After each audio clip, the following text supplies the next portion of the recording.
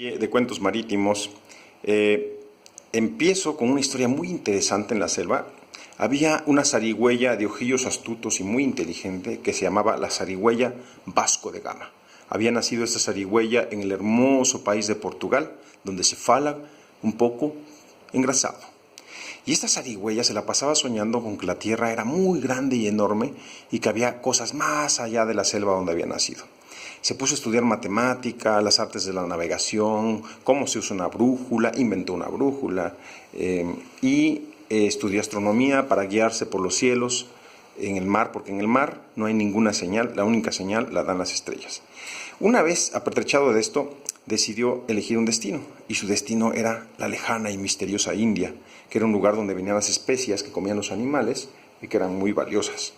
Nadie creyó en él absolutamente porque era una empresa muy difícil, salvo, obviamente, siempre hay gente muy loca, un cocodrilo, que como veremos la hizo de barco, un castor, que era el carpintero de la expedición y que reparaba los mástiles y así las cosas raras que pasaban en el barco, y un mono, que era el que manejaba el timón.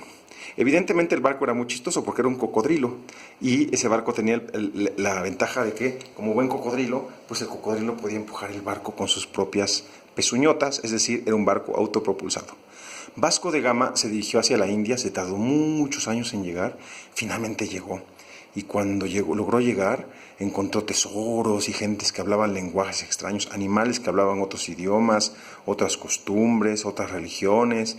Estuvieron a punto de darle chicharrón, consiguió tesoros y regresó a Portugal cargado de honores y aventuras e historias que contarle a sus hijos.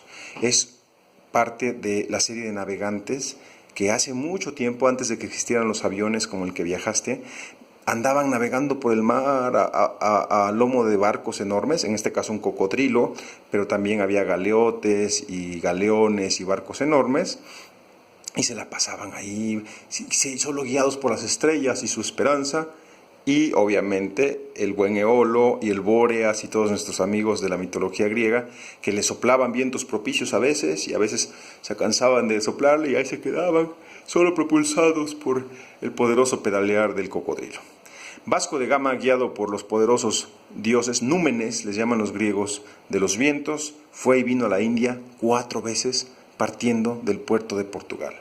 Vasco de Gama ha sido uno de los navegantes más increíbles del mundo, en este caso un animal, y la historia chistosa relacionada a Vasco de Gama es que un día el cocodrilo se quedó durmiendo porque había comido muchos cocos, y entonces lo trataban de despertar. Cocodrilo, despierta, que nos lleva la corriente y vamos a terminar en Las Vegas o en algún lugar aburrido. Y entonces el cocodrilo no se despertaba y tuvo que llegar Zeus. Y como era muy importante esa historia, porque si no, no habría historias de legendarios navegantes, Zeus despertó al cocodrilo de un...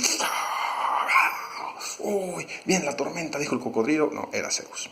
Y ya Eolo, un poco apiadado por Zeus por haberlos despertado, le sopló atrás del lomo al cocodrilo, y el cocodrilo, autopropulsado con sus brazos y soplado por el buen Eolo y el Bóreas, logró llegar a la India 4 veces con Vasco de Gama, y desde entonces son muy famosos. Y en Lisboa, cuando vayas, vas a encontrar una torre que se llama la Torre de Nazaret, desde donde los demás animales y esposas y novias de esos animales se despedían de ellos cuando se iban al lejano mar, porque algunos de ellos no regresaban. Era muy peligroso, mucho más peligroso que un vuelo del chapecoense, ¿ok? Porque en el mar no hay caminos y el único camino son las estrellas, y la única guía es la esperanza de llegar a un destino y las capacidades marineras, y en este caso las pezuñas del cocodrilo y los vientos del buen Zeus y, de Eolo, y el rayo de Zeus para despertar a los que se estén durmiendo.